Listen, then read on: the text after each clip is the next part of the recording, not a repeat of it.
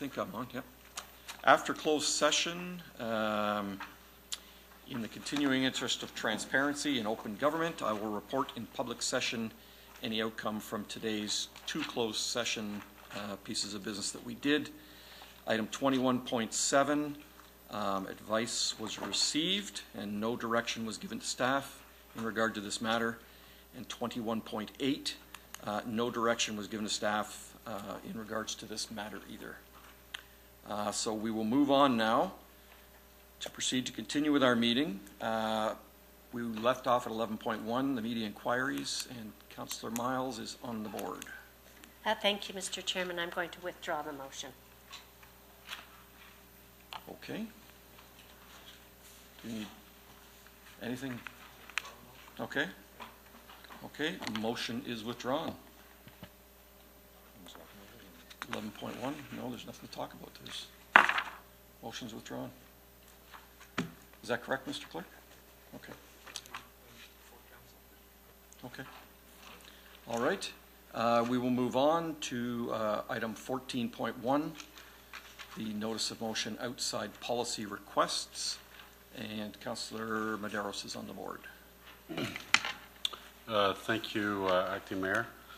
Members of Council, I tabled a motion regarding outside policy requests, and I will say that this was difficult, not so much because I don't believe in the motion.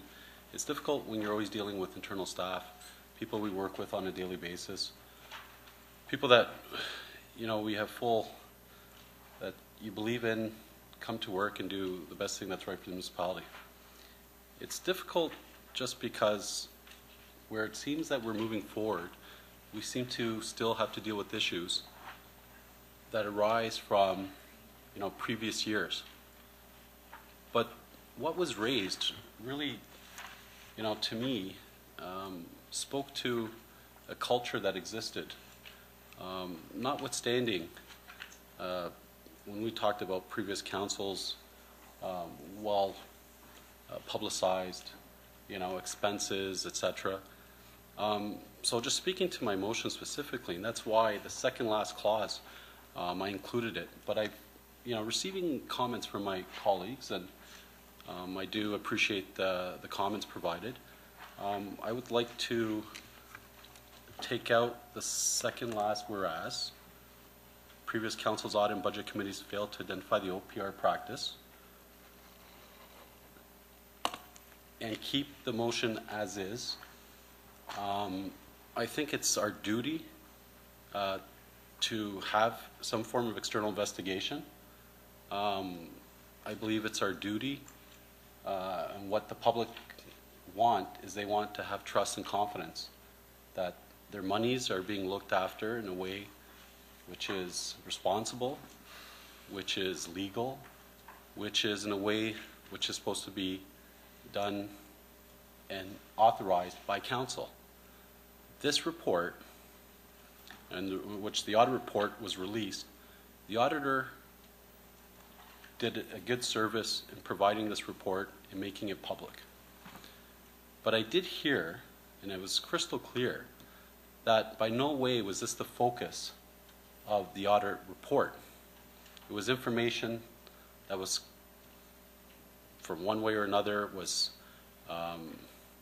found, was rightfully put into the public sphere, and I just think if we were actually to scope and look for further information, and I won't speculate, but certainly I think me as a board of directors of this corporation need that confidence that there are no other issues, and I think the public needs that confidence.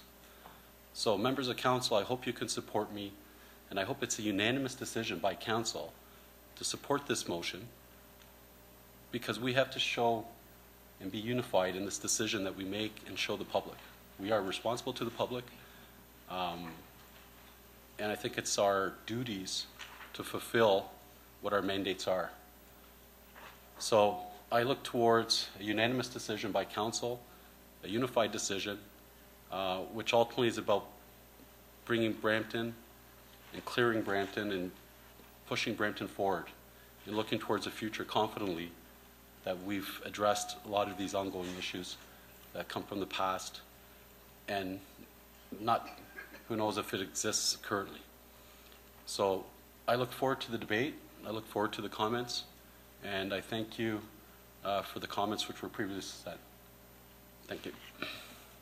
Thank you, Councillor Medeiros. Councillor Moore. Thank you very much, Mr. Chairman. I'd like to thank the mover of the motion for the friendly amendment to remove the whereas. As you know, that was of concern to myself and others because we felt it was perhaps unfair given the very clear responses from staff in terms of the role or the potential awareness of previous councils, and this one as well, to be honest. I'm going to propose an amendment to the motion that I think is an important step for us to close the loop internally. The internal auditor reported to us, and I think we have a responsibility before we consider, you know, a lot of talk about police investigation. Before we move there, I think we have a responsibility to close things off internally. So I've given an amendment to the clerk. I'll ask him if he will put it up, but I'll read it. And that is amending the motion to say that that the CAO be directed to retain independent external legal counsel to investigate whether there is any evidence of any misconduct regarding OPR practices identified in the internal audit program review findings, and that the CAO be directed to report back to council with the results of the independent external legal counsel investigation findings. I think before we contemplate sending it to third party, including police, I think we need to know ourselves internally that we're not, that there is in fact or not misconduct on the part of staff, and if anything illegal may have occurred. And then I think that is the appropriate time for us to consider or contemplate the motion as it's currently printed. So I think that's my proposed amendment. Mr. Chairman, I'm happy to clarify, but I think it is pretty self-explanatory. Do you have a seconder on that, Councillor Moore? Yes. Councillor Willens has seconded that. So we will be speaking to the amendment now, or are we still? Debating. Okay. Thank you. Councillor Moore, are you good?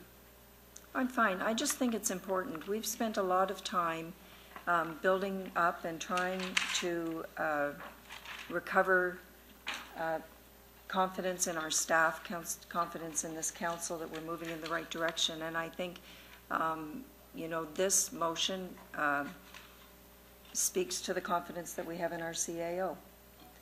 And I don't think that that was ever, certainly not in question. The fact that the reporting line of the internal auditor that was changed by this council and the recommendation of the CAO to have the internal auditor report directly to council, you know, is an indication that there is a serious commitment to rebuilding trust and confidence in the community. Thank you very much. Councillor Sprovieri. Thank you, Mr. Chairman. First of all, I like to compliment our CAO, Mr. Schlang, and staff for bringing this report forward to council. As a council member, I truly appreciate the openness and the honesty that staff have shown to us in this term. I believe that in former times that trust and openness was not there, and so and I really like to compliment the staff for for the honesty. As the young man this morning said here, all we're looking for is honesty. And so now I appreciate Councilor Moore's amendment, but frankly, not that I don't trust staff. I just don't want to see another Rusty episode that we went through here. And so based on the report that's before us, where staff have clearly identified that on page 576 of the report, it says, however, over time, the OPR requests were approved for reasons beyond its initial intention, with a lack of formalized processes and procedures in place. The OPR practice became mismanaged, as evidenced by the HR management's top 10 reasons for processing the OPR. And one of them was, it's in the report here, some of these people were rewarded for favoritism. It's right here in the report. And that really, to me, is something that is not acceptable. There should be no favoritism. There should be fairness right across the board for everyone. We have 5,000 people working for the city. Probably 1,000 of those are salary people, I would just estimate. And a lot of those people never got recognized for the good work they do every day. Only 180 or so, for some reason, got recognized, and the rest did not. Perhaps a lot of those 180, they deserved the recognition, and so they were given something over and above what was permitted by council policy. And I don't have a problem with that, if people were rewarded for their good works, but certainly I have a problem with if people were rewarded because of favoritism, because of doing some favors, whatever it is. That's a broad spectrum, what favoritism is. And to me, that has to be, there's a need to have that investigated. I believe that there were substantial dollars that were dispersed. Some, as I said, were merited, and perhaps some were not. And I believe that it's proper to have a proper investigation and not spend more money with another auditor. The last one cost us over $300,000, and really it wasn't a credible report, as we found out later.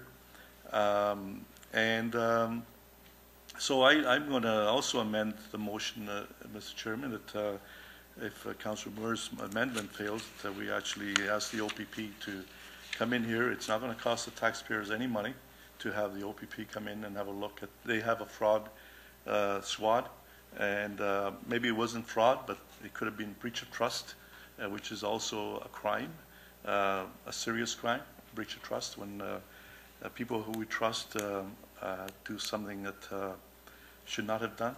So I believe that the OPP have the proper resources, and it's at no cost to the taxpayers. So let's not drag this out over having this investigation and another investigation. Let's get right to the point. Let's ask the OPP to come in here and have a look, have their people come in here, the forensic auditors come in here and check out whether there was any kind of crime committed, and if there was, even though it may have happened 5, 6, 7, 8 years ago, there's no forgiveness for crime. As we know, people committed crimes 30 years ago. Look at our friend Crosby on TV. He's been held accountable finally over all these years, now in his old age. And I believe that if anybody was responsible or did anything wrong, they should be held. They should be brought to justice. And so I'm also moving that amendment, Mr. Chairman, Acting Mayor, that we actually call the OPP to have this properly investigated at no cost to the taxpayer. Okay, so that amendment will will take effect if Councillor Moore's amendment fails. Okay, thank you. Thank you. Thank you, Councillor Sprovieri. Councillor Dillon.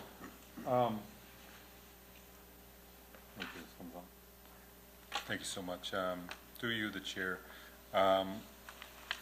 When it comes to public trust and public confidence, the buck stops here. We're responsible for anything that happens in this term of council. There's been information that's been provided to us, and it's our responsibility to, it's imperative we look into the past, because this is about leaving no stone unturned. And if there's even one iota of suspicion from the public, it's our duty as a council to look into it. Again, commend CEO on what he's done thus far. And I think an investigation will only increase the trust and confidence from the public, because the more serious we're about integrity, transparency, and accountability in terms of public monies, whether it's $1 or $1.25 million, it's important that we look into it as much as possible, because there could be links, there could be patterns, there could be a theme in some of these payouts, and in no way does it implicate anybody in particular, but it will allow us to see if there was those links, patterns, and themes. There have been past situations where there's been third parties called in to investigate, to audit, and I think the seriousness of this situation asks for an investigation as well. I don't see this any different than any of those investigations as well. So I support the motion by Councillor Medeiros. Obviously, I seconded the motion. I support his amendment to remove the whereas, and appreciate that. But I don't think I can support Councillor Moore's amendment, but I will support Councillor Sprovieri's if it comes to the floor. Am I making sense? I'm looking confused. Mm-hmm. So, just to conclude, I think it's extremely important that we do look into this. I don't think we can let it go, and I think we have to maintain the trust that we've regained from the public after so much turmoil in the past, and that's their expectation. And I'm hopeful, as Councilor Medeiros said, that this is a unanimous decision to show that we're standing with the public and the residents of Brampton. Thank you. Thank you, Councillor Dillon. Councillor Moore. Well, thank you. I don't think there's anybody around this table more critical of the Auditor General's report than myself. So I feel quite qualified to comment on that. I do want to draw to everybody's attention that this is the motion, the amendment, is to retain, for the CAO be directed to retain independent external legal counsel. That is a different lens on top of the findings than forensic audit or another auditor or financial person taking a look at this, who are simply going to look at the findings. There's been a lot of questions of whether or not it was fraud, was it misconduct, or what was it criminal? And I think that the best thing that we can do for the taxpayers is to get a legal lens on this, an external one, not internal, and I was very specific about that. External legal counsel who will look at this and determine, was there misconduct, was there any criminality involved? So this is quite different, in my view, from the internal auditor that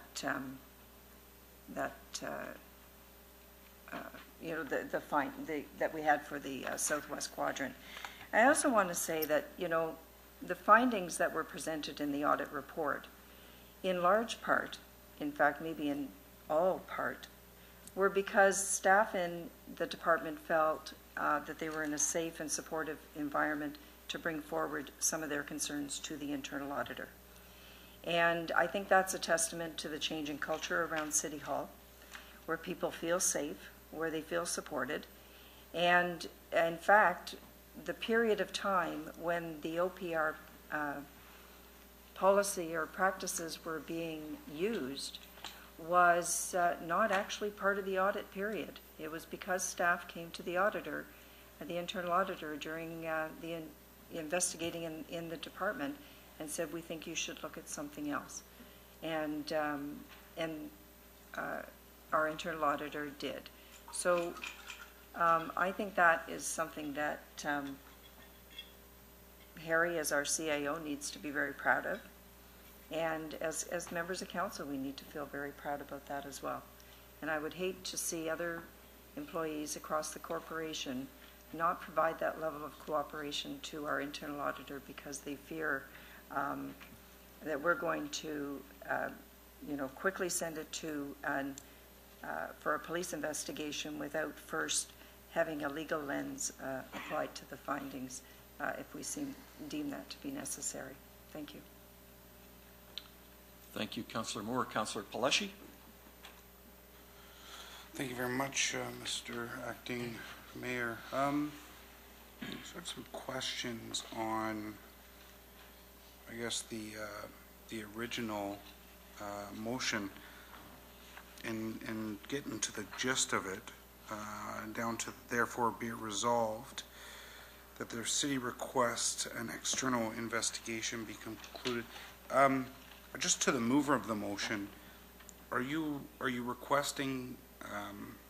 It's not stated in the motion, but are you?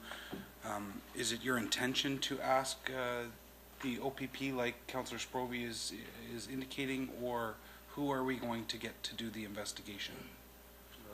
Through the chair, I'd be willing to support Councillor Sprovey's motion. I left it to the language external because if it was deemed that there was not any legal impropriety, that it would be still open to an external forensic audit.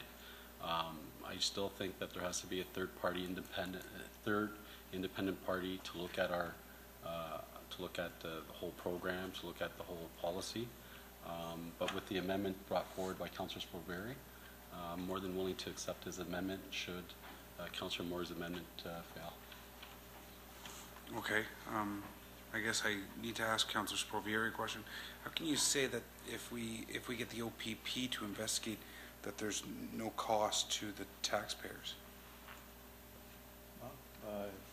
Police don't charge. Sorry. From my understanding, the police don't charge for investigations. That I'm aware of. So you're just divvying it up across the province to? Well, the police are there to do a job, whether they're sitting at their desk waiting for a case to happen or whether they're doing an investigation. It's not that if they're going to hire another additional 10, 15 people to the investigation, yeah, that's an additional cost to the whole province. But if they have the staff already there waiting for a case to investigate, and I believe from my understanding they don't hire new people, they just go in line. So if they're doing an investigation now, once they I got to interrupt, sir, Yeah, Councillor okay. Sprovey. We're straying a little bit from Okay. Well, anyway, from I beg to I'm not aware differ. that- If an we're OPP. calling for an investigation, I want to know how much it's going to cost. And that's. I don't think we're Councillor gonna ask our- Sprovey can tell you what the cost is going to be. I'm outside the lawyer's going to cost I think too. that we How need to much that gonna find, cost? well, and that's, I'm not saying that I'm going to support an outside legal as well.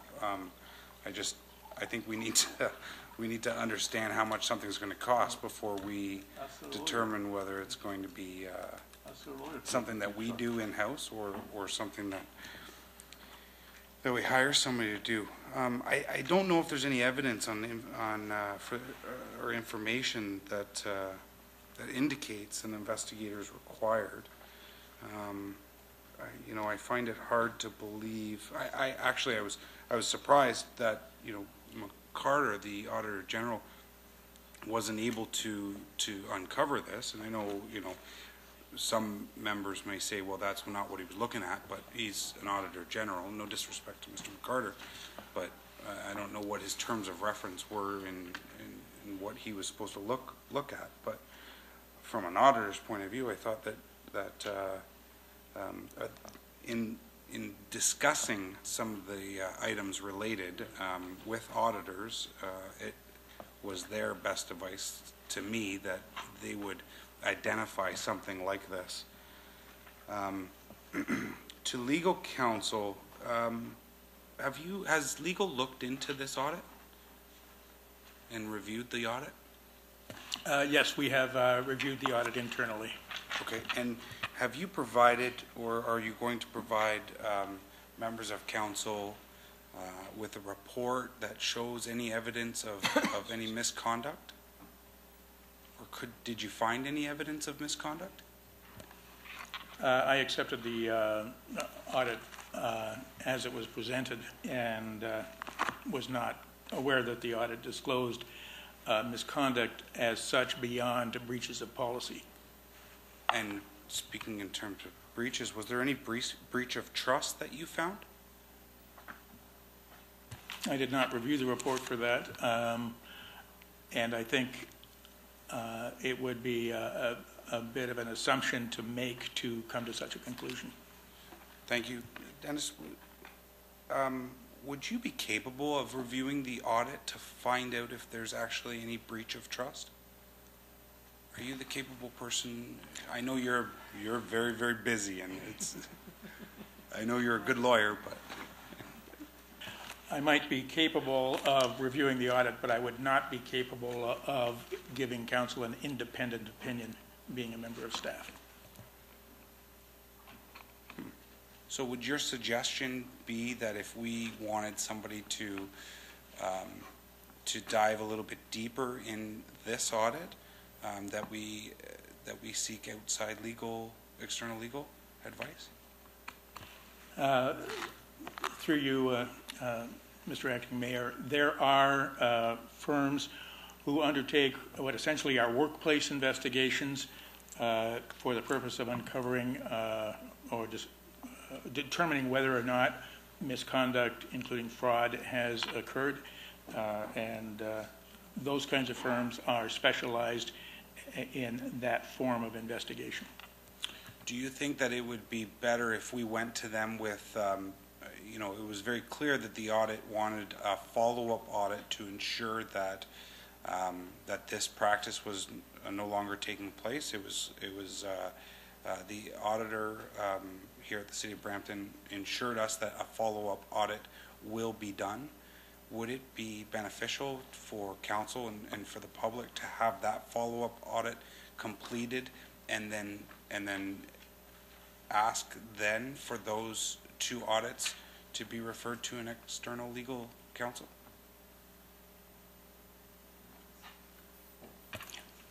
More information is what kind of I was getting at.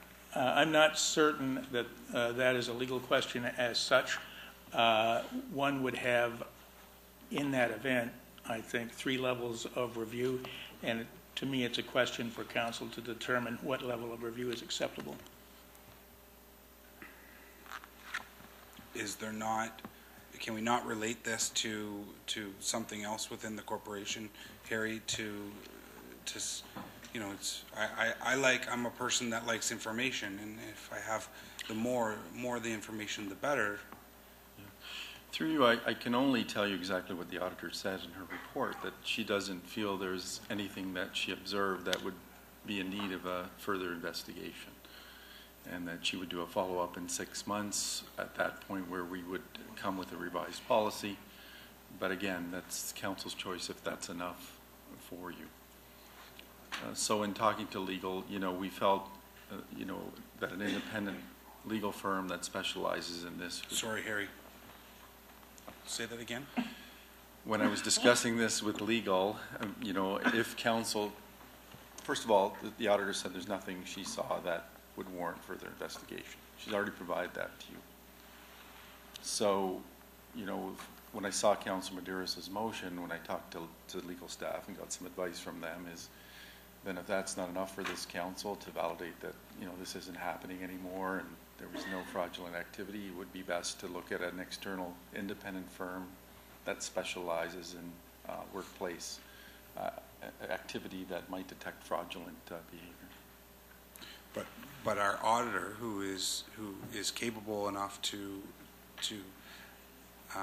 provide us with her recommendations in terms of misconduct or any kinds of breach of trust. She's given you that advice. and then council's now debating whether we don't take that advice and we seek Yeah. outside Either. external. Yes. Okay. Any ideas what an outside external, like, and timelines Well, through my experience, this would as probably an be- auditor, right? As an auditor and as you know, past CAO and other organizations, I would say that you're probably looking at about 250K, you know, table arithmetic, and, you know, probably 2 to 3 months, I would say. About $250,000. Gut feel. And I Might know be that's less, probably might be a bit debatable more. area, and I know you probably haven't been in the game for a while, so prices could have gone down. And, you know, as to council, you know, we're reviewing each and every one of those files. And so I would feel that we'll have all that prepared. We'll have it in a war room. So maybe reduce that cost. You know, and I really want to, I know Councilor Medeiros, you're pleading with council to unanimously support this, and I have a really difficult time with a motion like this that it really shows a lack of trust in the staff. At least that's the way I'm taking this. I would rather go through the process of having an additional audit to see if yet the practice is still ongoing, or what else our auditor has to say about it. So my plan is to defer until that audit happens. I know there's a lot of people on the board, and I won't put that deferral on, but I can't because I spoke to it. Thanks, Councilor. But essentially, I think that we need to, we need to continue looking forward and stop looking in the rearview mirror. And I understand that members of council have stated that they don't agree with this practice, and they feel, it's really unfortunate that it happened.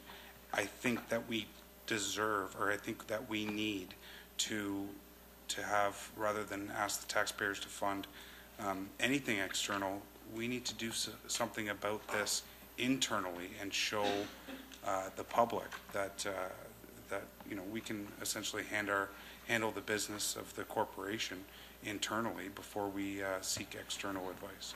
So I know there's a list of speakers that'll probably want to jump on that, but that's what my feeling is on this.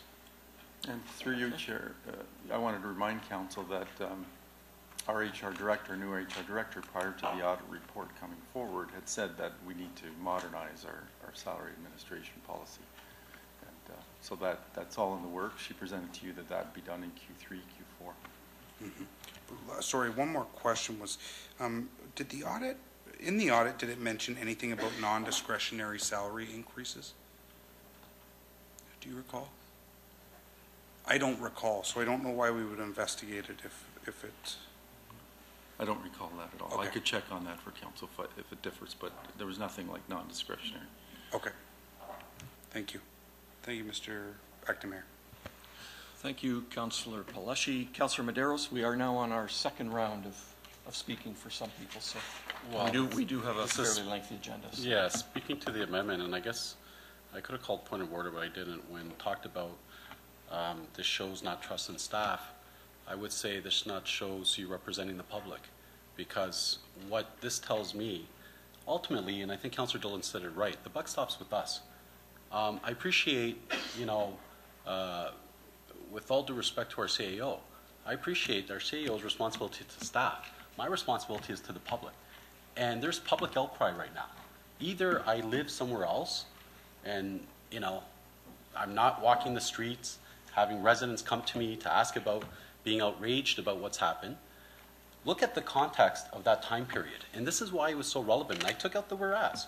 We have a mayor who was scandal after scandal. We have an SWQ investigation. We have a council which was being investigated for expenses. So now we discover there's some stuff around staff. The lay person, a regular resident, would say, what happened during that period? you know, and I'm really trying not to lose my cool here and be outraged, but if that was the context, do you not think it merits for us to have an independent person come in, a third-party independent person, report to council? Because the buck stops with us. It does not stop with the CEO. It does not stop with one individual councillor. It stops with the council. So we have an opportunity here to tell the public that we're taking full responsibility. What's happened in previous councils? Previous councils, with the trust they have, working with staff, and I'm not here to talk about staff and not trust staff. What I'm here is to provide clarity and confidence in our staff so we move forward. So there isn't this cloud of, you know, well, it wasn't a third-party investigation, wasn't independent, was somehow, you know, if we were to support the motion put by Councillor Moore, was there the legal firm, was that the proper firm which was selected? Was there any influence? I want, without a doubt, for us to have an investigation, I'd be the first one to be happy if we have some form of external investigation, independent, that comes here and tells me there is nothing wrong. I'm happy. And all of us should be happy. The public should be happy. But we should not sit here, and what I'm hearing is, frankly, it's not only disappointing, but what I'm hearing is, now, in terms of resources, I think Councillor Sporveri has offered an opportunity. But if we're stating here that because what's happened here, that we're going to say that we're not going to spend the resources to bring clarity, to bring transparency, for us to investigate, we're talking about 1.25 million, which which is referenced here. I don't know if there's more money. I don't know if there's less. I don't know how decisions were made. And don't you think the staff, you know, we talk about, you know, putting my integrity on the line and questioning me about, you know, my support to staff. I can tell you, if a lot of the staff did not receive this, I'm sure they're right now happy because they feel that they were ill-wronged. And I'm sure they would love to see clarity in how salary attributions were made. Be it what you call it, salary enhancements, be it whatever you say. I actually think that people, you know, would be rejoiced in the fact that decision-making was made, which rightfully Councillor Sporveri talked about, and referenced favoritism. That, to me, that's like us favoriting contracts in procurement. That's wrong. That's illegal. I'm not suggesting this is illegal. I'm not the expert. Our auditor's not the expert. Our CEO's not the expert. But I do know when I go knock on the door, when I go outside these city halls, I'm accountable. It's Councillor Medeiros, what are you doing about it? Councillor Dillon, what are we doing about it? And I'm urging council right now for us to be unanimous in this decision to support an external, independent investigation that reports to council.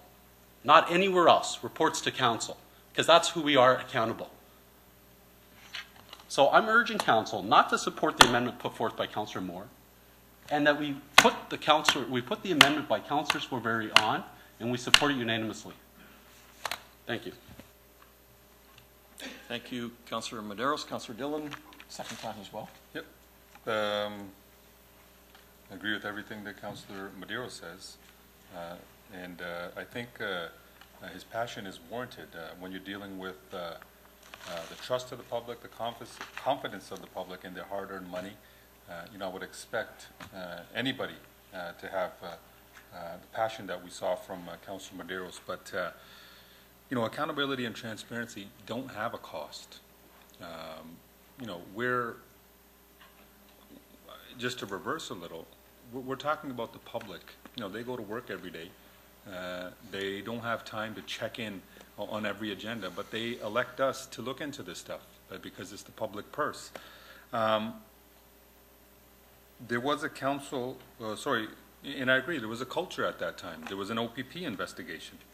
And I don't think, and I ask Councillor Moore on our amendment, I don't know if who moved the investigation, but I don't think there was a request for external legal advice for that one as well, and I think this is just as serious as that.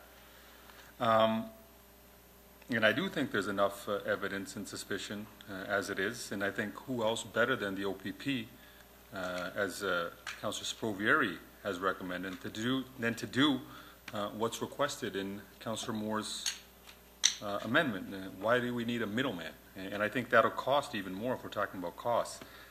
And the reason we need a third party, as Councilor Maderos alluded to, is because we have, we don't need, they're not going to be reporting to the CAO. They're not going to be reporting to the administration. They're going to be reporting directly to the people. They're going to be reporting to the council.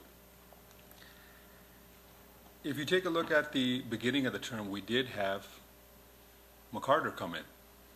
And what he did, was he let us know that, you know what, there was, everything wasn't rosy in the past council. As I mentioned, there was an investigation, there was the SWQ, but there was also, what he found out was that we had $1.2 billion in infrastructure gap. We had depleted reserve accounts. We did have debt.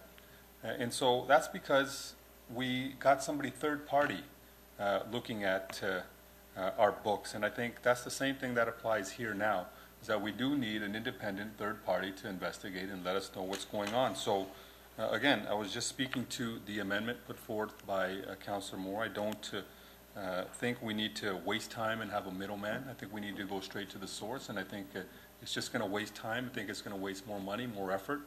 Let's find out what's wrong, and as Councillor Maderos alluded to, I'll be the second person to be satisfied that there's nothing wrong, if indeed there's nothing wrong. But we have to make sure we check every stone, leave no stone unturned, and to repeat, buck stops here. We have a responsibility to the public, and I think the outcry has warranted this motion put forth.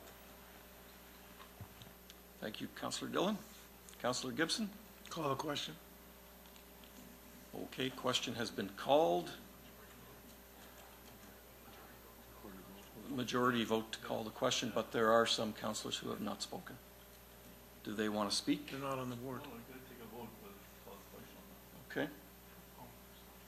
All in favor of calling the question? No? So we've got hands in the air or no? All in favor? Of calling the question. So that does not pass. Councillor Gibson, would you like to speak further on it? No, the only one you got on the board has already spoken twice, so what's the point of not voting for calling the question? I don't understand, but if that's council's prerogative, go ahead. Yeah, Councillor Sparvier has spoken once on it so far. This will be a second time. Okay, Councillor Sparvier? Well, thank you, Mr. Chairman, and I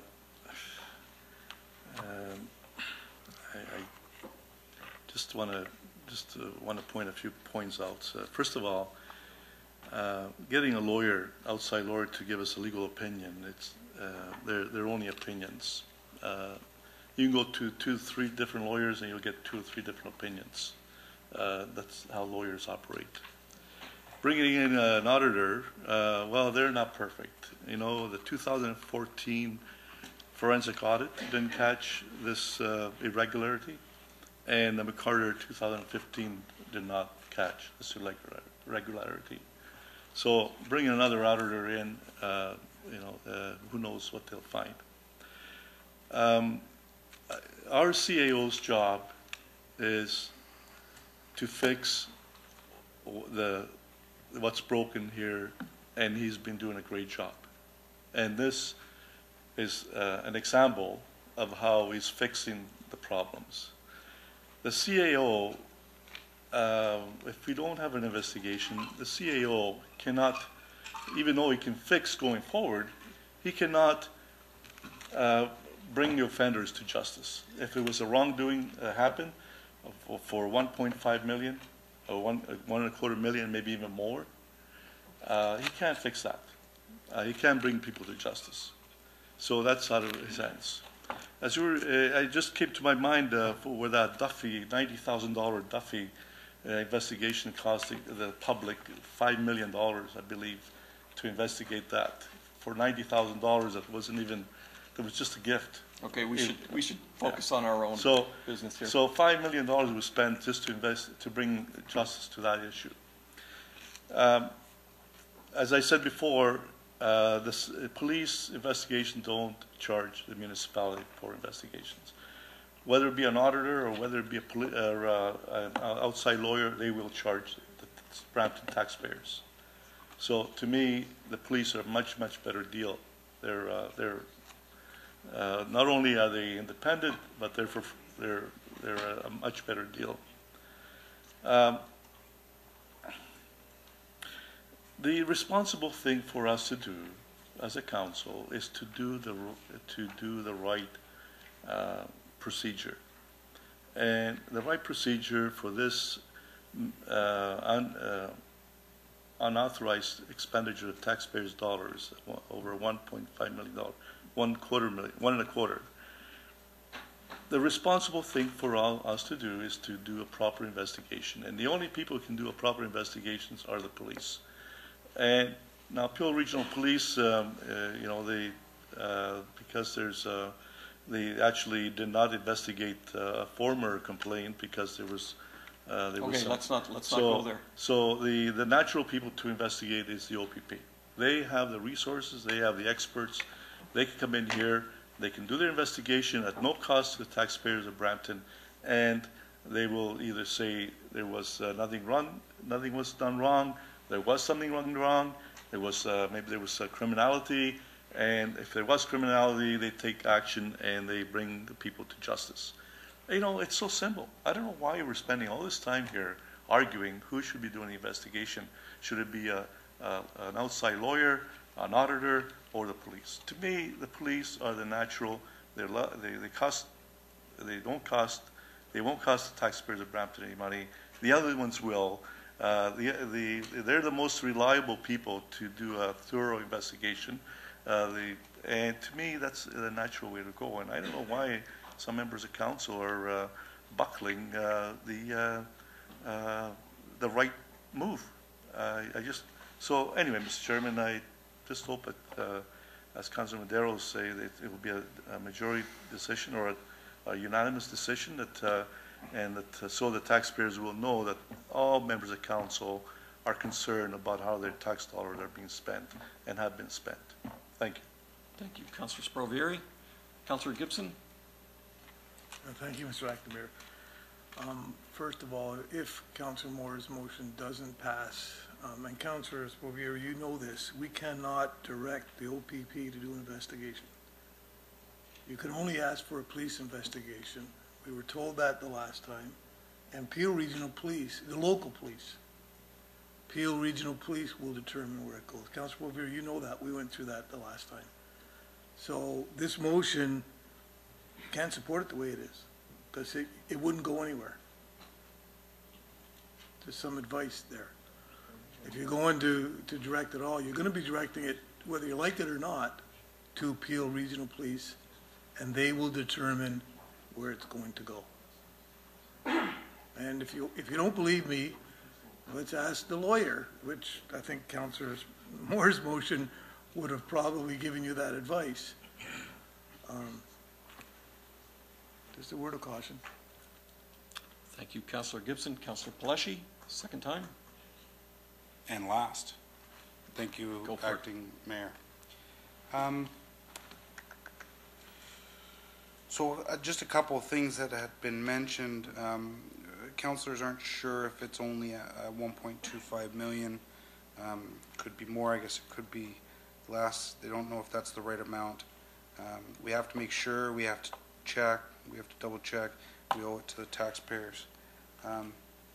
Did council know about this outside request policy in the past? It's a rhetorical question.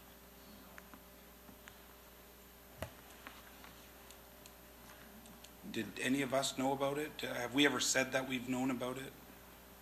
There's no evidence that the auditor or myself, as we're reviewing the files, saw that the previous councils knew about the OPR. Okay. And that we've seen.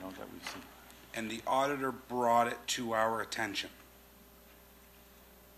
Through you, yes, through our investigation, the HR team provided that data from 2009 to 2013, and she provided that information to you. Okay. So what this motion is saying is we don't trust you, we're going to investigate it. That's what it says. You didn't know about it. She brought it to your attention.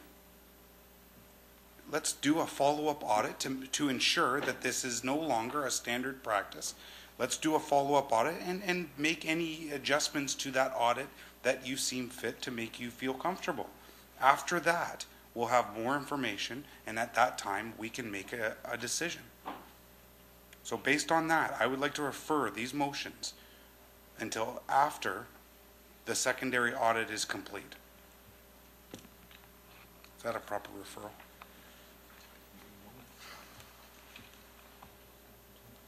Okay. Councillor Plushy? That was a referral. That was a referral, thank you. Councillor Willens? Speaking to the referral now. Oh, sorry, Chief. I guess speaking to the referral, I support what Councilor Palacio is saying, but if referral was to fail, is it possible that we can take the findings of our internal auditor, just the findings of what she's found regarding the outside policy request, to the police to see if there's a need to our local, to regional police, so that's the steps, I remember hearing that, that's the steps you got to go through, to see if there's a need for a full investigation from the police. Because right now we're just talking about this outside policy request. Is that, I don't know if that's possible. Is that possible?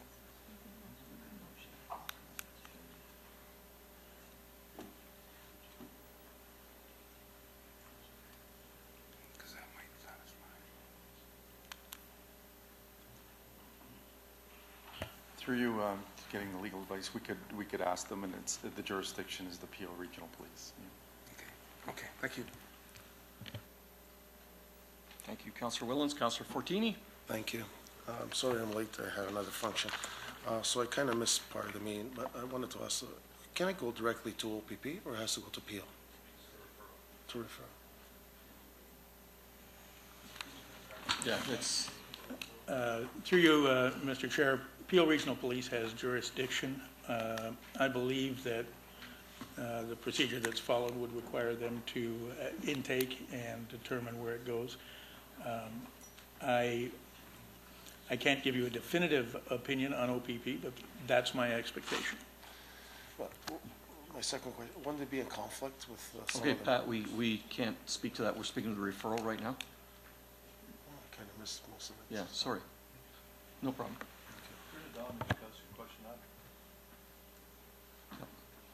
Councillor Medeiros, speaking to the referral. Speaking to the referral, I speak vehemently against the referral. I think first, again, speaking about staff or mistrust of staff, regarding my responsibility, regarding what's the councillor's role, what's the public confidence. One of the first things is we're told that this practice has discontinued. I don't know if this practice has discontinued. I don't know if this practice, how much it continued. I don't know if it was other departments. My understanding from the audit report is it was reported to us by Human Resources staff. I don't know if there was other, it raises a lot of flags and questions for me. I think for us to refer it again, I'm almost amazed. I feel that there's deflection, there's blocking. I think essentially it's very simple. There's an audit report which is concerning. It's concerning to the public. It's concerning to myself. And to refer it, especially as we know about this issue that's come up, and I would say there's an urgency for us to reinstore public confidence. There's a public urgency. There's an urgency for us to move on with the business of the day of the municipality. And I do not see an issue of bringing, be it OPP, via Peel Region, I do not see an issue having authorities come in, do their investigation, so we can get on with the business. Okay, we are speaking to referral still. Okay. So I think the referral again is passing off responsibility that we're elected to do. These are the decisions we're here to make, and the public expect that from us. And I, for one, will not shove off my responsibility. I won't be afraid to look a resident in the eye and say, yes, I asked for an investigation. I will not support a referral because I think we're just throwing it under the rug. We're trying to just stall, and it'd be a shame if we did support a referral, especially with how much public attention this has received. To defer this and have this prolong, no. I went through an experience before with LRT, and I think it's now we have to keep this quick. We have to make assertive action, and we have to reinstore the confidence of the public. So I will not support a referral. Thank you. Councillor Moore. Thank you, Mr. Chairman. The concern I have with referral, is that, in my view, the audit was almost two audits. There was an audit on sort of pre and post this election. So it already has been determined by the audit findings that the practice has discontinued. So the purpose of the investigation is to determine during that period of time when OPR was being used as a tool to make salary adjustments, was there misconduct? So, you know, it's already been determined that the practice hasn't continued. It doesn't mean we don't do a follow-up audit just as a precautionary measure and to satisfy everybody and, you know, reinforce the confidence that it hasn't been, you know, dusted off and reused. We're pretty sure that's not going to happen given the commitment to review all of the HR policies. So, you know, for me, this is, you know, getting the legal opinion of whether or not we should be wasting police resources on this. And I'm not saying it's a waste to, you know, to get to the bottom of this, but, you know, for my regional councillor colleagues who were at the region there a couple of weeks ago when the chief of police brought her report and identified all of the pressures that the police departments right across this province are dealing with, whether it's cyberbullying, whether it's the opioid and fentanyl use and the mental health issues, break and enters. You know, many would argue that this is equally as important.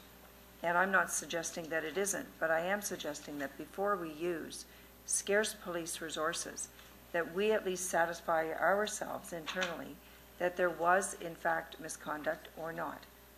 I mean, we wouldn't, you know, think of laying charges against somebody unless we got a legal opinion, even as individuals. So that's why I'm proposing. I'm not suggesting anything other than an independent third party. I'm suggesting that should be independent external legal. Councillor Sprovieri and, you know, Councillor Gibson is absolutely correct. We cannot send this to the OPP. We have to send it because protocol demands it goes to Peel Regional Police, and they will decide whether or not they will investigate it or whether or not it goes to another police agency. But the motion, you know, if my amendment does not pass and we are then facing Councillor Sprovieri's, it needs to be changed because Peel Regional Police, according to protocol, we are required to send it there first. Okay. Thank you, Councillor Moore. Councillor Dillon. Thank you. You know, I don't mind if it goes to Peel Regional Police. I think it's okay if it goes to OPP, Peel Regional Police, if they decide. Speaking to the referral. Just responding to her. Sorry, I apologize. Okay. Speaking to the referral, I think it's a referral's kicking the can down the road.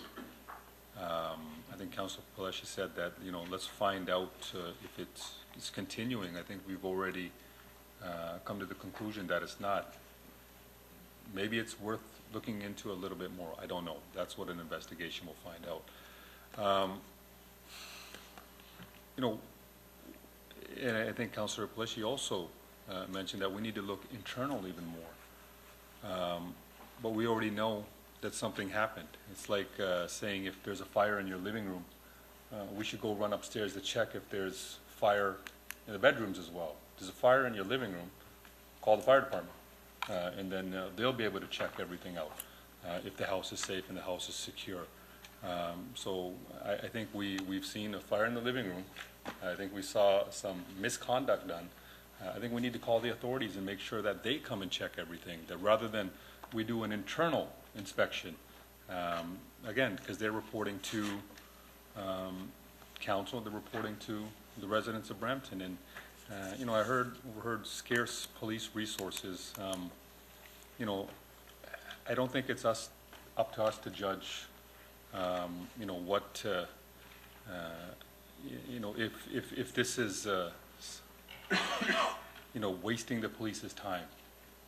I think the police will decide that, but I think it's up to us to decide that if we need to approach them, and I think it's serious enough to contact them. I mentioned before, there was police investigations before, and I never saw anybody ask for external legal counsel. They just went straight to the people that they felt that could resolve the issue the best. Again, there's something wrong now.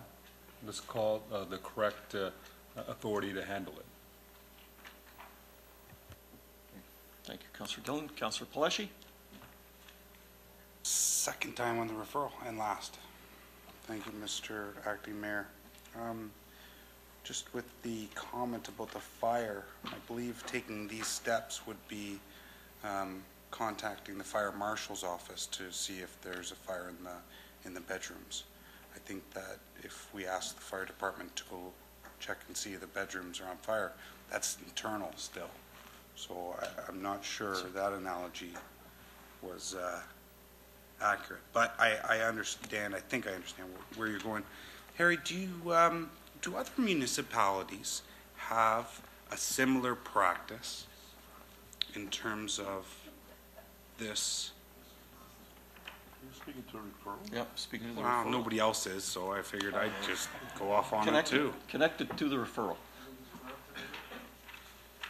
Have we, if the referral was to pass, could we find out, or do we know if other municipalities have a similar practice? Through you, Chair, but, having worked with the new HR director, I mean, on its terminology, audit policy request is not something you would see across many municipalities. Do they make salary adjustments to reward good employees? Yes, and it's usually built into the policy. Okay, thank you. The audit was done from 2009 to 2015. Was there an audit done in 2016 and 17 to see if this practice continued? Since I've started, there's been no audit policy requests because I wouldn't accept any. The HR team has looked at 16 and haven't seen any, and that's what was in the audit report.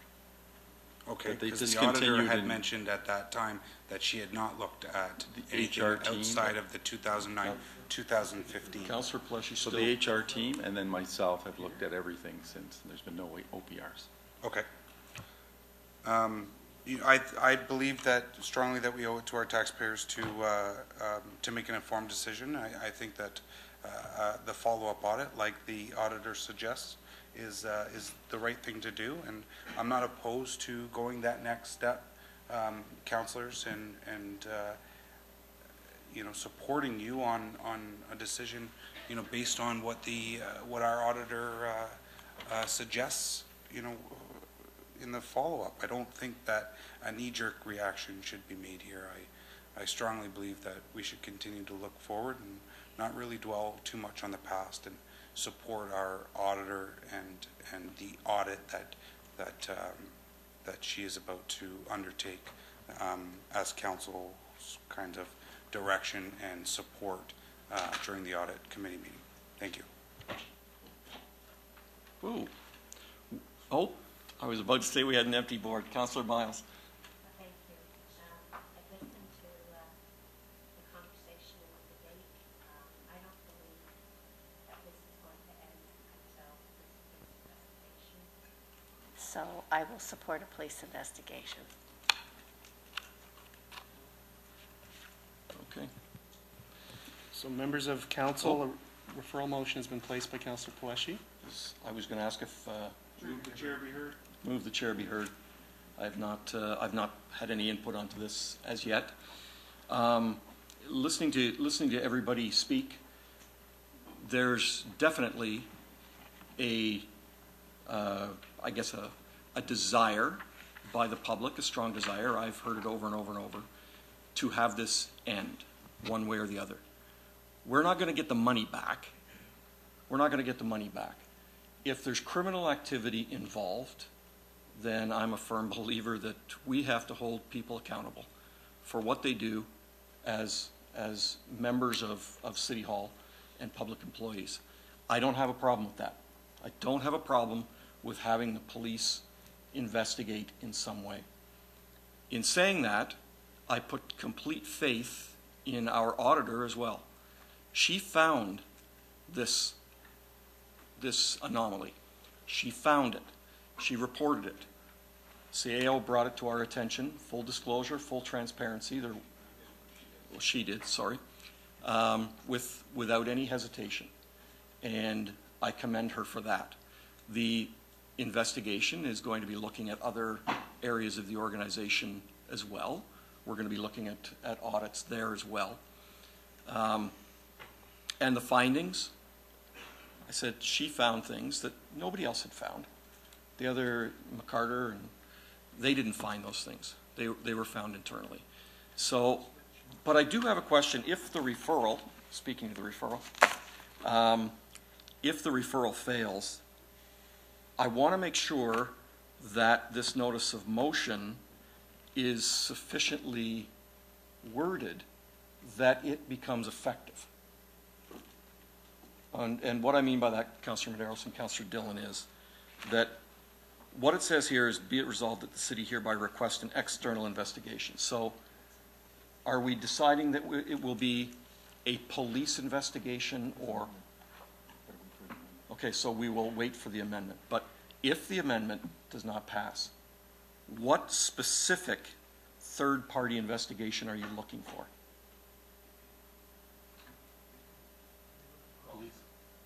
I'm saying if the amendment does not pass. Okay, because I would like to know that, because it's not clear to me in this amendment, to be honest. If it said another auditor, if it said an attorney general, that would be fine. But Councillor Bowman, I appreciate your comments, and I welcome any suggestions that you may have when we vote on it, if the referral doesn't pass. Okay. So I'd welcome any suggestions or any wording that you may have. okay, and also, if the referral doesn't pass, Councillor Sprovieri, are we deciding whether the program contravened the Municipal Act, or are we looking to see if this was criminal activity, fraud? Because again, it only says the Municipal Act in this motion.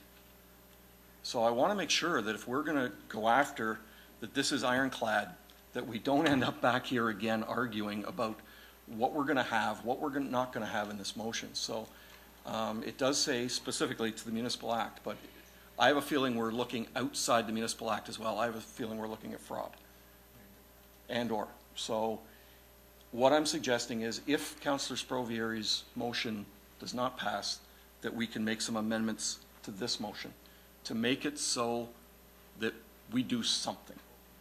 Okay? So those are my comments. Councillor Moore. Well, I'd like to respond to your comments. First, to remind you that my amendment comes first. Yes. But it's precisely why I put it forward. The motion as proposed by Councillor Medeiros doesn't identify who the third party is and speaks specifically to the Municipal Act. Sending it for... Okay, we tie it to the... I understand. Yeah. I understand. But tying it to, or sending it for independent external legal counsel will determine, was it a breach of the Municipal Act? Was it fraud? Was there criminality? Was it misconduct? Was it loose policies? And that is precisely why there needs to be an interim step. The motion, as it's put forward by Councillor Medeiros, is really, I took your motion, Councillor Medeiros, and distilled it down to something that was more, that's going to be more helpful to this council. We don't know what we're dealing with. So let's get a legal opinion as to what potentially are we dealing with when or if it ever reaches the point where we have to send this to the police. Is it the Municipal Act? Who knows? Councillor Medeiros doesn't know, I don't know, CAO doesn't know, neither does the internal auditor. But I'll bet you a lawyer knows whether or not it was a breach of the Municipal Act. Thank you, Councillor Moore. Councillor Sprovieri, to the referral. Referral, I would suggest that just to make things clean, is that motion, Medeiros' motion be amended as for the police and his motion rather than mine. So members of council, I have to interject here to We're advise the getting- chair we're and getting advise confused. council. What's before council right now is a procedural debate on referral of all the motions back to the internal auditor for consideration within a follow-up Okay. secondary audit on the matter, the outcome of which will be reported to the audit committee in due course. It's not a debate at this point in Okay. time on the Mr. merits Mr. of Clerk, the amendment got or the message, main motion. Mr. Clerk. So, speaking to the referral, I'm opposed to the referral. Let's turn it down, and then we can then adjust the motion properly. Thank you. Okay, thank you, Councillor Sprovieri. Councillor Dillon. Just wanted to make a point as to a comment that a lawyer knows best. If we don't call lawyers for every issue that we see that might be criminal, we call the police. And I think the police has more authority and more ability to look into this matter. So when it's said that Councillor Medeiros doesn't know, or anybody here doesn't know, but I think the police is able to figure out if this is criminal or not, if there's any wrongdoing. And I think, to say that, I guess to dismiss, the merits of the motion, I don't agree with that at all. I think, sorry? No. Go ahead. I'll just conclude by saying that I think what I just repeated right now, that OPP or police or whoever it may be is the best, and that a lawyer doesn't have the same ability. Okay, so we have no more speakers on the board. We should be dealing with Councillor Moore's. No? Through you, Mr. Chair, the first motion for consideration is Councillor Paleshi's referral motion. Okay, And I can read it for members before Sure. the vote is taken. The motion is moved by Councillor Paleshi, does not require a seconder as it's a procedural motion, that the motions placed on this matter be referred to the internal auditor for consideration within a follow-up secondary audit on this matter, the outcome of which is to be reported to the audit committee in due course. okay, we've asked for a recorded vote electronically. Oh. Councillor Gibson is not here. We can't help that. Electronically has been requested. So this is to the Councillor referral. Right.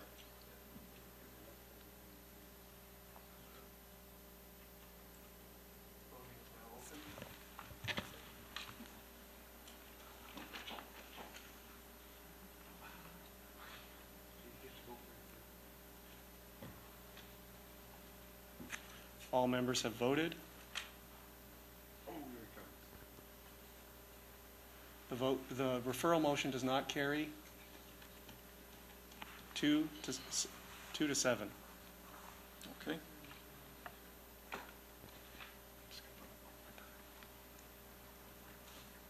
So the next motion, Mr. Clerk?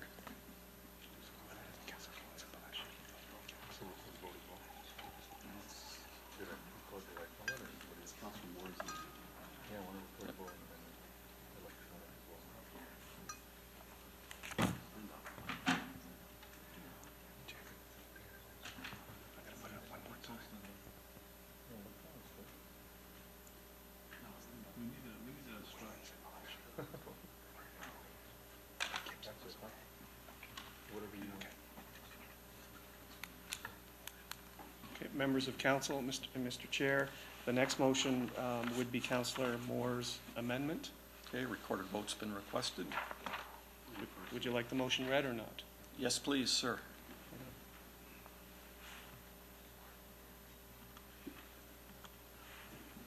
The motion is to amend the main motion moved by Councillor Medeiros to essentially strike out the main motion and replace it as follows.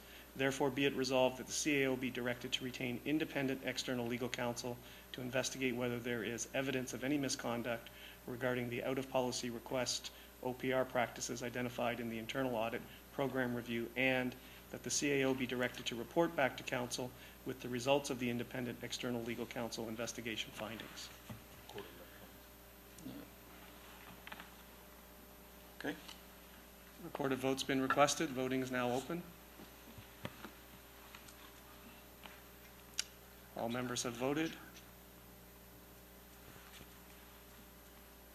The motion does not carry. 4 to 6. I'm going to display 6 to again. 4. 4 to 6. Mhm.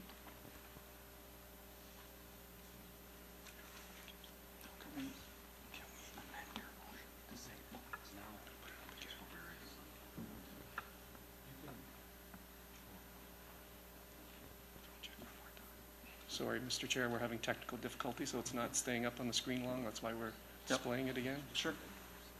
to make sure we capture the vote accurately.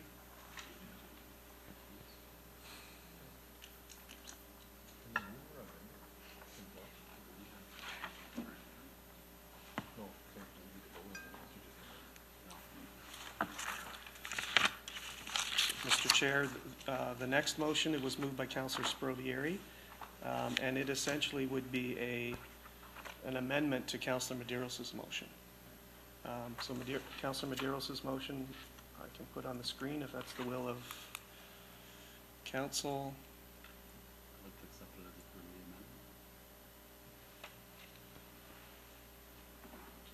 So Councillor Medeiros' motion is on the screen, and the amendment from Councillor Sprovieri would be essentially to add a last, therefore be it also resolved that the Ontario Provincial Police be requested to undertake the investigation into practices related to the out of policy request, the OPR.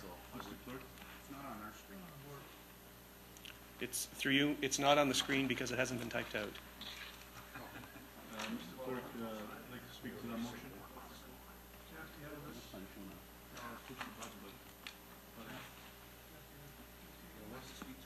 Councillor Sprovieri.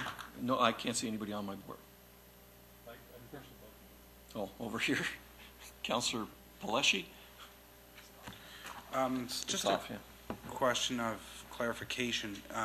If you send it, and just based on some of the comments that were made, if you send it to Peel Regional Police, is it them, they send it to the Ontario Provincial Police? And why do they do that? Or RCM, like why do they not handle it? Why would they send that to somebody else? Does anybody know? Anybody? Through council, just from my experience, sometimes they might feel there's a conflict, but it's their call. They intake that, and this is just from previous experience with Niagara Regional Police. They're the first intake, and then they'll determine where it would go. So they make the ultimate call. And I had thought I had heard that prior, that sometimes they feel like there's a conflict because it's a regional, it's part of the original budget, right? But is that why there's a conflict? Through you, it's their call. They're the intake. Yes. They might feel that because there's some dealings with our transportation folks, and they work with us. Not because of monetary No. budgeting at the But region. it's their call. It would be the chief's call. They have the capabilities of doing this. It'll be their call. Okay, thank you.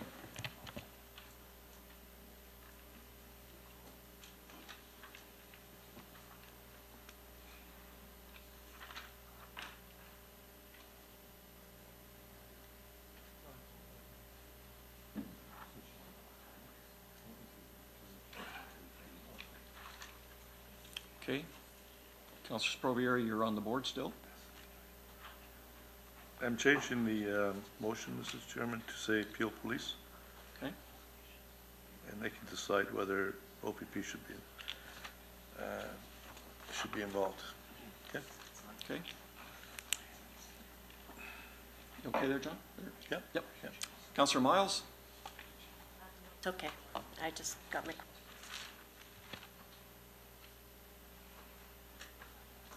Request the chair be heard again? Yeah, that's true. I just like to know if we can add another, what I would think is a friendly amendment to make it more clear under contravene the Municipal Act or any other illegal activity.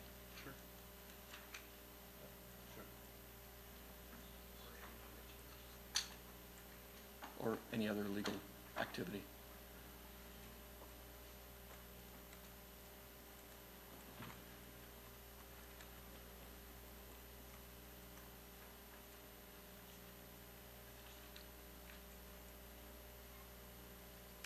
All right.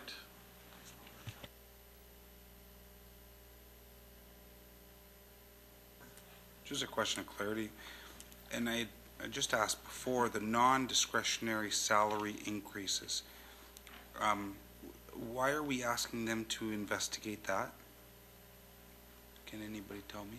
Maybe just to the mover of the motion?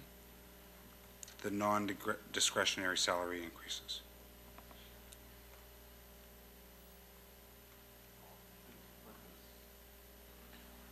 I think the idea of including related discretionary or non-discretionary is because non-discretionary, I'm not sure the way it was recorded, the salary attributions. So my understanding that if they codified it as an outside policy request, but other salary adjustments were made within policy but without rationale, I'm not sure, I don't know how the reporting or what was stated, so that's why I included it. If you're bent on, if you think, I would say we leave it. I want to ensure that it gets looked at completely. And I as well, the audit, the trouble that I'm having is the audit did not mention anything about the non-discretionary salary increases. So that's why I'm just having a hard time with that piece. What if we... Would you like to amend that and take that out? If you take that as a friendly, yeah, I think that... My issue around... But if we didn't audit it... If you want to propose an amendment to vote on, I'm going to leave as is. Yeah, I got to leave as is. I'll leave it as is.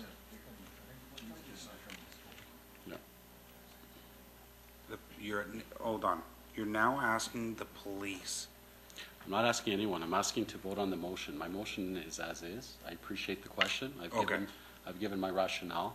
Okay. So that's it. Can a question to the solicitor then.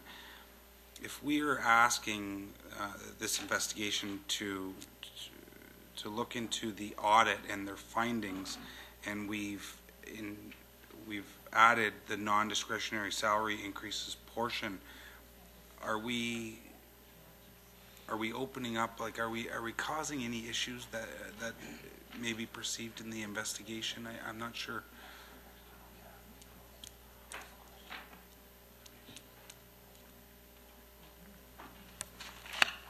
Through the chair, I don't have a specific answer to that question, but between discretionary and non-discretionary salary increases, that would seem to cover them all. Oh, I know that. Oh, quite so, but one could then, through the chair, delete discretionary and non-discretionary and have the same result. Oh, so if you took out non-discretionary and left discretionary because it was captured in the audit, you're covering it all anyways? No. I'm saying that the leaving in non-discretionary would appear to me to do no harm because removing both discretionary and non-discretionary would achieve the same result.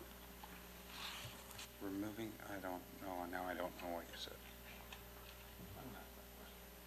Through the chair.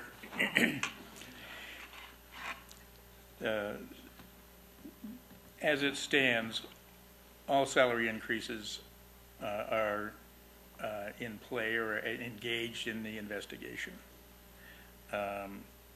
If you were to delete discretionary and non-discretionary, all salary increases would be the subject of the investigation. It's the same result. Okay, but so I see no harm in including non-discretionary. We see no harm. Right, thank you. Okay. I'm glad you see no harm. Thank you, Mr. Acting Mayor. Thank you very much. Just to Councillor Palashi, would you feel more comfortable if I took out related discretionary, non-discretionary, and just kept it to investigation of conducted on any salary increases related to, on the outside policy request program. So anything related to the outside policies program, that's the scope. Okay, so I'm Peter, did you catch that?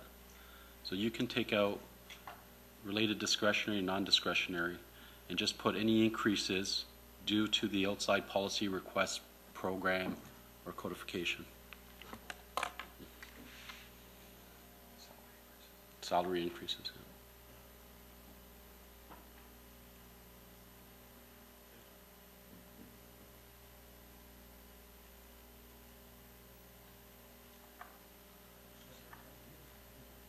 Yeah. No.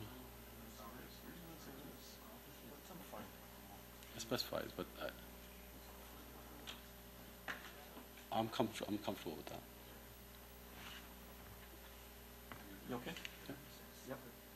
Councillor Willens.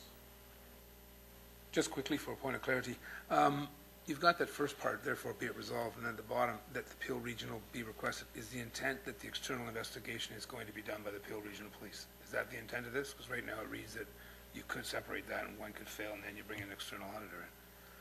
So is the intent Peel Regional Police on this? Martin, is that? Yes. Okay. Maybe just put it into one then, maybe one paragraph.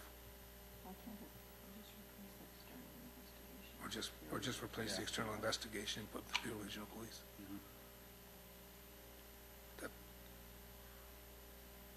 I'm leaving it up to the mover of the motion to respond.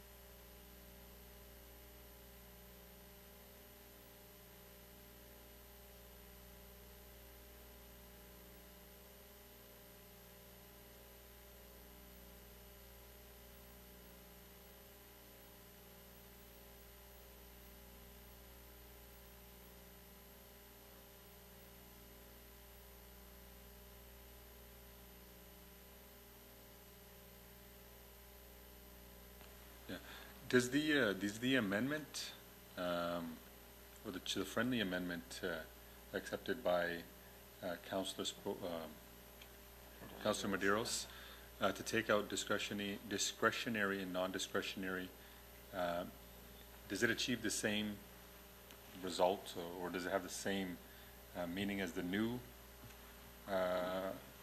portion that was put in? The answer to that question is yes, and it reflects the statement I tried to give Councillor Pelletier. Thank you. Thank you very much. Councillor Medeiros.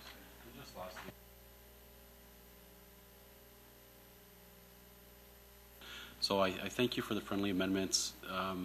You know, if it's in order for us to be all comfortable, so we show a united and a truly council decision. You know, I thank you for the suggestions. I thank you for working on this, and essentially everyone has to feel comfortable with this, and I think it's important that we move forward, and this will help us move forward confidently and build trust again with our public and internally with our staff. Thank you.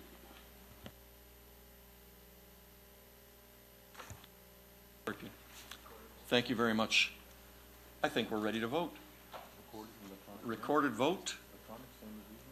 Would you like to stand, Councillor Medeiros? It's your motion. I'd like to stand. You'd like to stand, okay? Yeah, okay. We've got a recorded vote, and it's a stand-up vote on Councillor Medeiros' motion. All in favor of the motion as shown on the screen as amended, please stand to be counted. Showing in favor is Councillor Miles, Councillor Fortini, Councillor Medeiros, Chair Bowman, Councillor Dillon, Councillor Sprovieri, Councillor Pelletier, Councillor Willens, Councillor Moore, Councillor Gibson. Mr. Chair, that motion carries unanimously 10-0. Thank you very much, Council, for working together so well on that. I appreciate that. Thank you. You're a good mayor. We will move on now to, we have no petitions. Other new business, Councillor Medeiros, 16.1, Farmers Market. Through the acting mayor. So, I guess to Bob, so essentially members of council, with the opening of our farmers market, which is without a doubt it's been a success, but without any success, sometimes there are hiccups or there are some issues that arise that I can't confirm or speak to.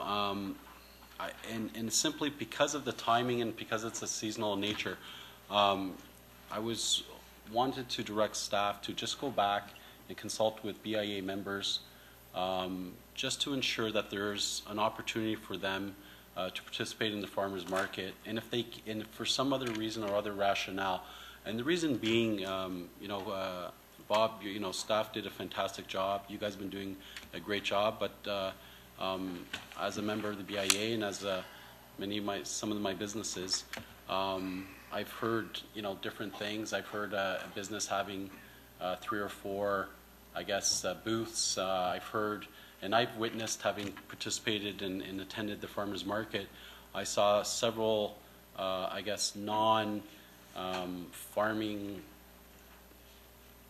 businesses basically deliver the same type of business that some of our downtown businesses deliver. So I think of the smoothies and the juices. And my concern is always when we have our businesses who pay their taxes, they hire employment, but also they pay the BIA tax as well. And it's concerning when I hear businesses, I guess, outside of Main Street who don't feel that they have the same opportunity or the city isn't giving them the same support that outside businesses are having. I don't know if that's the case, and I would just ask staff go back and just take a look at that policy and see how we can entertain some further participation of some of the businesses. So, through the chair, if I could comment too, just a bit of history on this, and what's really exciting is the future, I guess, because of our council's proposal for wider sidewalks is going to give all businesses an opportunity to do the entire downtown to be able to come out and display their wares. We have a couple programs. The Display of Wares program allows businesses to come out. And just a bit of history, you received a report on May the 31st. We reached out to the 7 businesses on Queen Street with an email asking them if they'd like to participate in the market. 4 of them responded back. 3 of them have committed to and paid for a space. The other ones did not respond back. And the deadline for that email was May the 12th. And then we brought the 4th report forward on May the 31st. So understanding that I felt this issue was going to come forward today, I reached out to my staff today. There's an opportunity. We'd have to do a little bit of moving things around, but of those 3 or 4 businesses that didn't respond back, we can reach back out to them. We'd have to move some of our community groups out of Ken Willen Square, and I would move them into Garden Square. I would meet with the executive director of the downtown BIA and set up a BIA zone in Ken Willen Square. The challenge I have, because the BIA is exempt, I don't have authorization because a total of 6 new vendors would be roughly about $2,800. I only have authorization for $2,500. So I'd have to bring a report back. Or, as we offered to them back on May the 5th, to pay the $463 or $27 a day. When we offered that, they didn't respond back. Only, as I said earlier, only 3 did. So I kind of like the idea. I do support the idea of, my economic development hat always says to support our downtown businesses. The challenge is most of these businesses want to be in front of their store to promote their store, which doesn't allow because of sidewalks, as I mentioned earlier. So I'd like to, and I'd like to implement this as soon as possible. So I think if we develop a BIA zone at Ken Willen Square, I think is a solution. It's just how I can structure that as quick as possible to accommodate them is my challenge. So looking for direction, but I'd also reach out. I could respond back. We could run it as a pilot. I could, can come up with a few ideas, but there is some challenges with that. And through Acting Mayor, I thank you very much, Bob. I understand how difficult it is sometimes with the moving pieces and so on. It's just, I'm concerned when I hear, negative impacts on our local businesses when we're all together working hard for them. And I know staff, you guys do a great job out there. Sometimes some of these situations happen, like other instances. So I do appreciate that willingness to find some form of solution, reach out to them.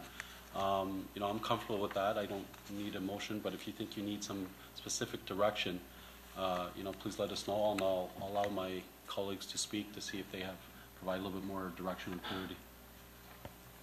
Thank you, Councillor Medeiros. Councillor Moore. Thank you. The only question I have is, we've always been concerned about meeting the criteria for Farmers Market Ontario, and that the balance and the ratio between produce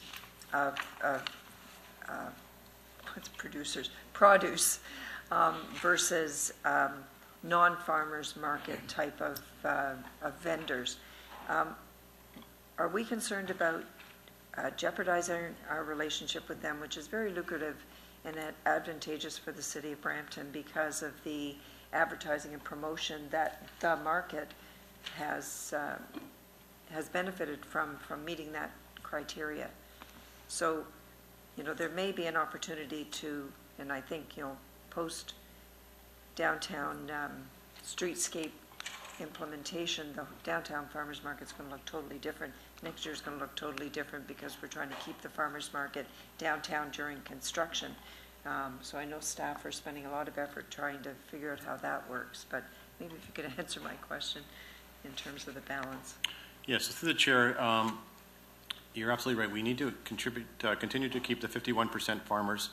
So when Councilor Medeiros mentioned about the expansion of one or two of the vendors in the downtown, it still only qualifies as one vendor. So we look at Main Street. We do not count Garden Square, and we do not count Ken Willans into that ratio. Is the way that we absorb the 51, continue to absorb the 51%. So that's how we've been able to successfully keep that relationship going. Terrific. Thank you. Thank you, Councillor Moore. Councillor Willans.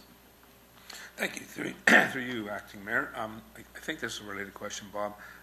In terms of some of the people that are members of the BIA, but pay for their own booths on Queen Street, or on Main Street rather, how does this affect them? Is there any feedback from them or lashback? Or, I think it's good you can accommodate as many people as you want, but I just don't want to see it upset people that are members already of the BIA, but don't take advantage of the BIA, guest booths and pay for their own booths, so they got to have frontage on Main Street. So through the chair, again, this is a 32-year-old market that has many different challenges every year. So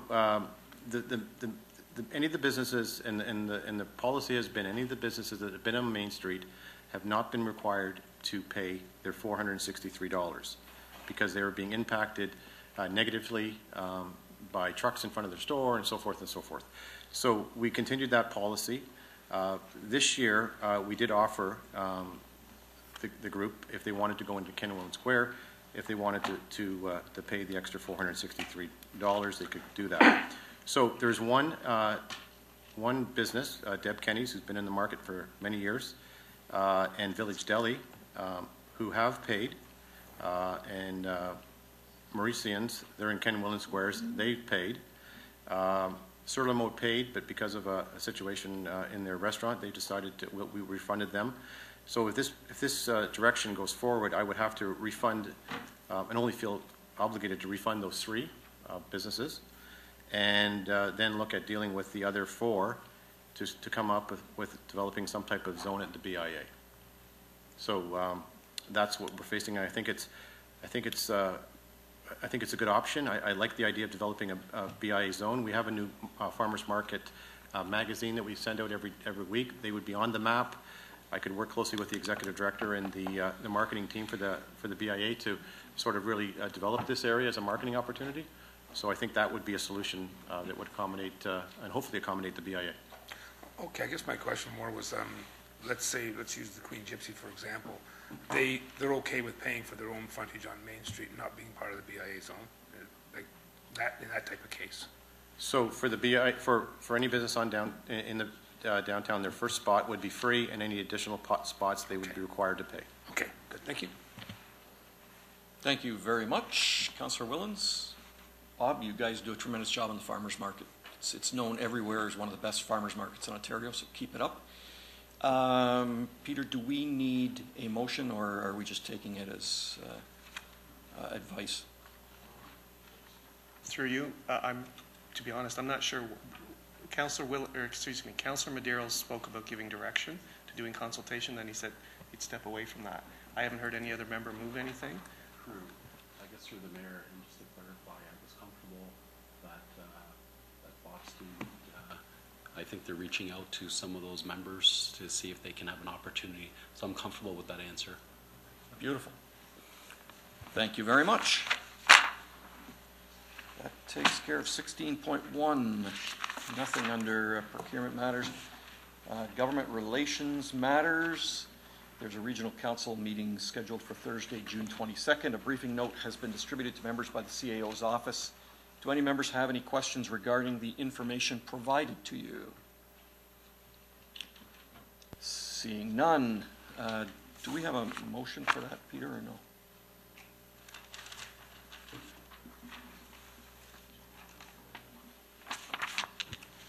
Did anybody want to hear a presentation from Lowell? Just a quick overview of what's going to happen tomorrow? So we need to raise that. So through you, Mr. Acting Mayor, I believe on the public briefing note that was distributed, there was reference to an item on tomorrow's Regional Council agenda regarding regional road rationalization. And I believe there may be some advice that may need to be provided in closed session, but I'll defer to the city solicitor on that, which may necessitate an added closed session item to today's closed session agenda. Advice subject to solicitor-client privilege. Okay. So 21.9 is now added as well to closed session. Thank you very much. We have a motion from Councillor Miles, seconded by Councillor Willens, right like a doctor, to receive the government relations matters. All in favor? That passes. Thank you very much. Thank you. We now move on to public question period. This is where we invite members of the public to come forward to the podium and ask any questions about any decision made at today's council meeting.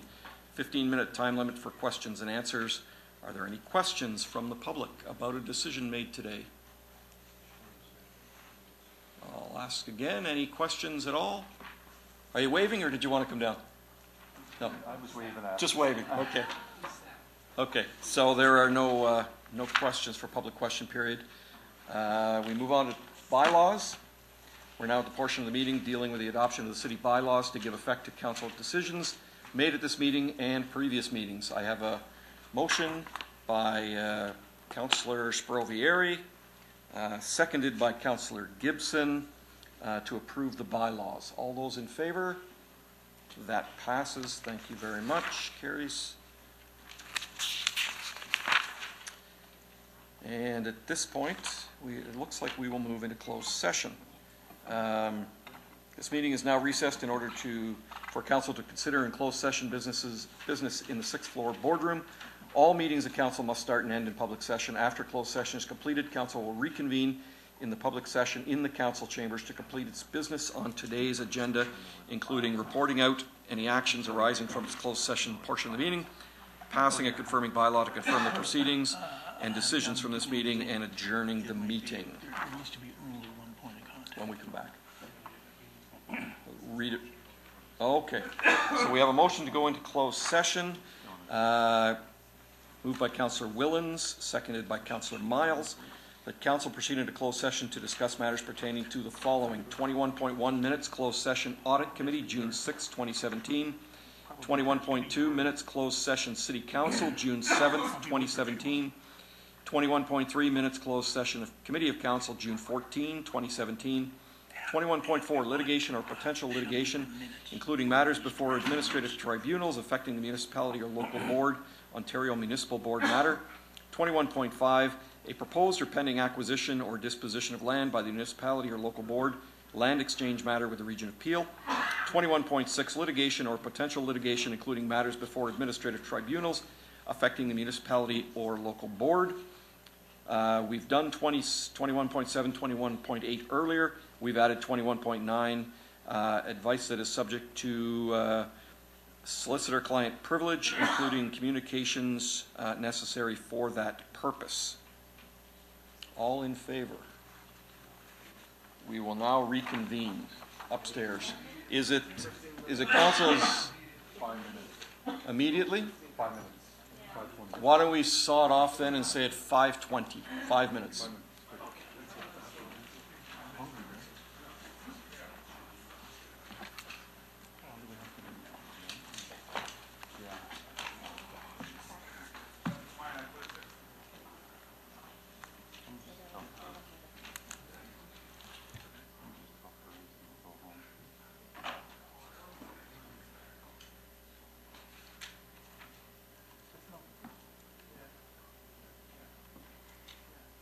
So,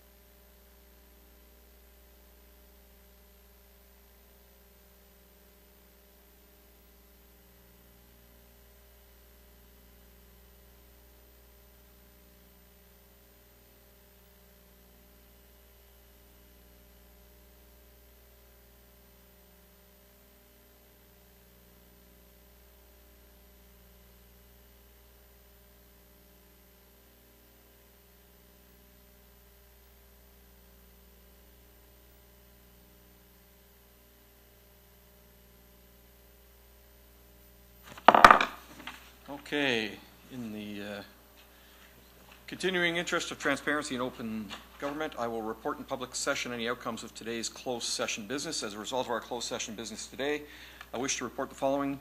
21.1 minutes closed session audit committee. These minutes were acknowledged by council. 21.2 minutes closed session city council June 7th, 2017. These minutes were acknowledged by council. 21.3 minutes closed session committee of council. These minutes were acknowledged by council June 14th, I should say. 21.4 litigation or potential litigation including matters before administrative tribunals affecting the municipality or local board, Ontario Municipal Board matter. This item was considered by council and direction was given to staff in regard to this matter. 21.5, a proposed or pending acquisition or disposition of land by the municipality or local board, land exchange matter with the region of Peel. This item was considered by council and direction was given to consider a motion in public session.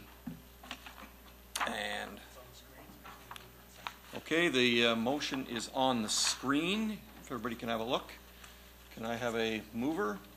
Councillor Moore, and a seconder? Councillor Palashi, thank you very much. All in favor? All in favor? That carries. Thank you.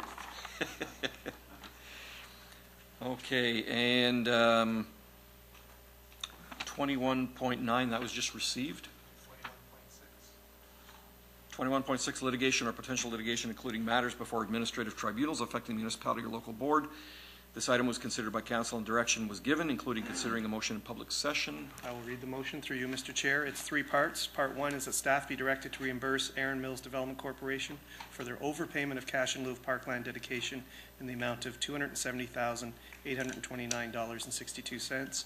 That the amount of $270,829.62 be reimbursed from reserve number 2, cash in lieu of parkland reserve, for the purpose of refunding Aaron Mills Development Corporation for an overpayment of CIL, and 3, that the city solicitor be directed to execute and consent to any agreement required to protect the city's interests and to take and consent to all reasonable procedural steps in order to implement this resolution. Okay. Councillor Sprovieri, would you like to move that? I move that. Okay, all in favor? Carries. Okay. 21.9, that was just received? Yep. Okay. We now move on to 22.1, or 22, I should say, confirming bylaw. I have a motion from Councillor Willens, seconded by Councillor Miles, that the following bylaw before council at its regular meeting of June 21st, 2017 be given the required number of readings. Who's, oh, where is he? I'll do it. Councillor Palashi? Okay. No, thank you very much. Thank you, sir. That the following bylaw before council at its regular meeting of June 21st, 2017 be given the required number of readings taken by the mayor and the city clerk and the corporate seal affixed thereto. 143-2017 arising from closed session item 21.5 to confirm the proceedings of the regular council meeting held on June 21st, 2017. All in favor? That passes. Thank you. Item number 23, adjournment. However, our last item of business is item 23. Before we adjourn our meeting, I wish to advise that the following City of Brampton proclamation be made on behalf of Council. Peel Pride Week, July 3rd, 9th, 2017, to be given to Peel Pride. Thank you, members, for your respectful consideration and decisions today, and thank you, staff, for your information and advice. Council is next scheduled to meet Wednesday, July 5th at 9:30, and again Wednesday, August 9th at 9:30. I have a motion by Councillor Sprovieri, seconded by Councillor Gibson, to adjourn the meeting. He's not here either. Seconded by Councillor Dillon to adjourn the meeting. All in favor? Thank you very much. Adjourned.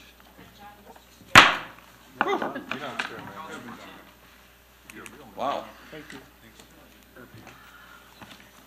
Thank you. There you go. Thank you.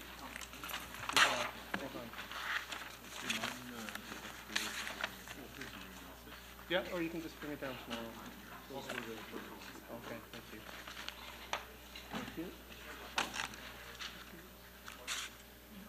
And you don't have any more blues, right? Is that what we call the motions? Oh.